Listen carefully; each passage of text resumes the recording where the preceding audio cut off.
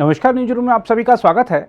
विदेश मंत्री एस जयशंकर ने चीन, पाकिस्तान, कनाडा, अमेरिका और रूस से भारत के संबंधों को लेकर कई बड़ी बातें कही हैं। एक परिचर्चा सत्र को संबोधित करते हुए जयशंकर ने जहां चीन, पाकिस्तान और कनाडा को आईना दिखाया है, वहीं रूस और अमेरिका के साथ भारत की दोस्ती के विभिन्न पहलुओं का भी उल्लेख किया है। चीन मुद्दे पर विदेश मंत्री एस जयशंकर के बयान की बात करें तो आपको बता दें कि उन्होंने पूर्वी लद्दाख में वास्तविक नियंत्रण रेखा पर 3 साल से अधिक समय से जारी सैन्य गतिरोध के बीच कहा है कि सीमा पर स्थिति भारत और चीन के बीच संबंधों की स्थिति तय करेगी। जयशंकर ने एक परिचर्चा सत्र में कहा, आज सीमा पर स्थिति अब भी असामान्य है।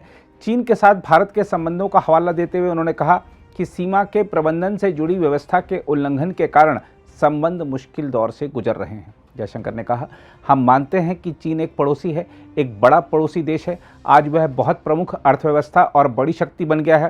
विदेश मंत्री ने कहा कि कोई भी रिश्ता दोनों तरफ से निभाया जाता है और एक दूसरे के हितों का सम्मान करना होता है। उन्होंने कहा, और हमारे बीच हुए समझौतों का पालन किया जाना होता है और हमारे बीच बनी सहमति से मुकरना ही आज मुश्किल दौर की वजह है। जयशंकर ने कहा, सबसे महत्वपूर्ण बात यह है कि सीमा पर स्थिति ही संबंधों की स्थिति तय करेगी और सीमा पर स्थिति आज भी असामान्य है। आपको याद दिला दें कि भारत और चीन की सेनाओं के बीच पूर्वी लद्दाख में गतिरोध बना हुआ है। हालांकि दोनों पक्षों ने व्यापक कूटनीतिक और सैन्य वार्ता के बाद टकराव वाले कई स्थानों से अपने अपने सैनिकों को पीछे हटाया है। अमेरिका के साथ संबंधों पर जयशंकर ने प्रधानमंत्री नरेंद्र मोदी की वाशिंगटन की हालिया यात्रा को किसी प्रधानमंत्री की सबसे सार्थक यात्रा बताया और कहा कि दोनों देशों के बीच रिश्ते असाधारण रूप से अच्छे हो गए हैं। उन्होंने कहा कि पिछले 2 दशकों में अमेरिका के साथ संबंध मजबूत हुए हैं और उन्होंने भारत के लिए वाशिंगटन के असाधारण कदमों का हवाला दिया, जिसमें परमाणु कानूनों, निर्यात नियंत्रण से छूट और अहम तकनीकों का हस्तांतरण शामिल है। उन्होंने कहा, आप देख सकते हैं कि अमेरिका के साथ हमारे संबंध असाधारण रूप से अच्छे हो गए हैं। मुझे लगता है कि किसी प्रधानमंत्री की सबसे सार्थक यात्रा हाल में हुई है। रूस के साथ भारत के संबंधों पर जयशंकर ने कहा कि संबंध बहुत विशिष्ट और स्थायी बने हुए हैं। विदेश मंत्री ने कहा कि रूस के साथ संबंधों को लेकर भारत पर दबाव के बावजूद नई दिल्ली ने इस रिश्ते की महत्ता पर अपना खुद का मूल्यांकन किया। उन्होंने कहा कि कई बार रक्षा आपूर्ति पर भारत की निर्भरता जैसी चीज़ों के कारण यह रिश्ता बौद्धिक रूप से चुनौतीपूर्ण हो जाता है। जयशंकर ने कहा, मुझे लगता है कि यह इससे कहीं अधिक ज़्यादा जटिल है। हम रूस के साथ जो भी कर रहे हैं उसका भू राजनीतिक महत्व है। उन्होंने कहा कि आज रूस और भारत के बीच रिश्तों के आर्थिक पक्ष पर ज़्यादा ध्यान केंद्रित किया जा रहा है। इसके अलावा विदेश मंत्री एस जयशंकर ने कहा कि खालिस्तान के मुद्दे पर कनाडा की प्रतिक्रिया उसकी वोट बैंक की बाध्यताओं से प्रेरित नजर आती है और अगर ऐसी गतिविधियों से राष्ट्रीय सुरक्षा और अखंडता पर प्रभाव पड़ता है तो भारत प्रतिक्रिया व्यक्त करेगा। जयशंकर ने कहा कि पिछले कुछ वर्षों में खालिस्तान मुद्दे का दोनों देशों के बीच संबंध कई मायने में प्रभावित हुए हैं। उन्होंने कहा, कनाडा खालिस्तान मुद्दे से किस प्रकार से निपटता है यह हमारे लिए दीर्घकालिक चिंता का विषय रहा है, क्योंकि स्पष्ट तौर पर यह वोट बैंक की राजनीति से प्रेरित है। विदेश मंत्री ने कहा, मेरी समझ के अनुसार कनाडा की प्रतिक्रिया वास्तव में वोट बैंक की राजनीति की बाध्यताओं से प्रेरित है।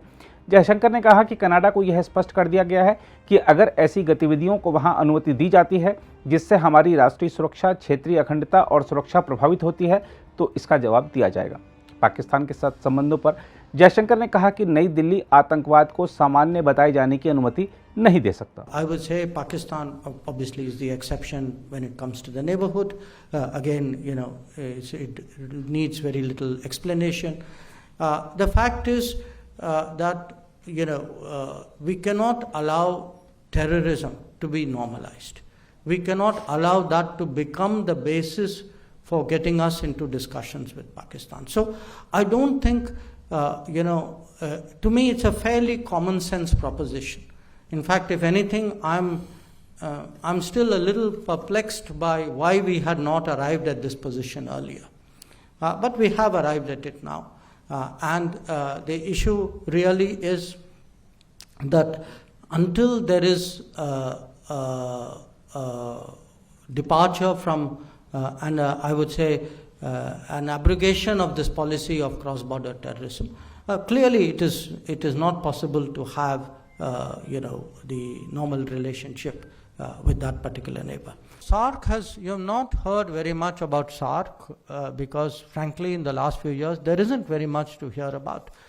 We have not had meetings because you have a member of SAARC who doesn't conform to all the basic requirements of what a good member should be. And that is today an obstacle really for SARC to meet. As I said, we cannot continue with acts of terrorism and say cooperation will happen nevertheless.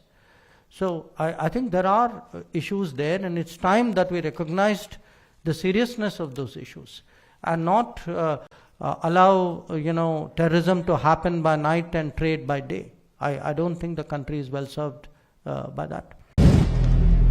अगर आप भी लेना चाहते हैं देश दुनिया की तमाम जानकारी तो आज ही सब्सक्राइब करें हमारे चैनल को। साथ ही नीचे दिए बेल आइकन को जरूर दबाएं ताकि हर अपडेट आप तक पहुंच सके।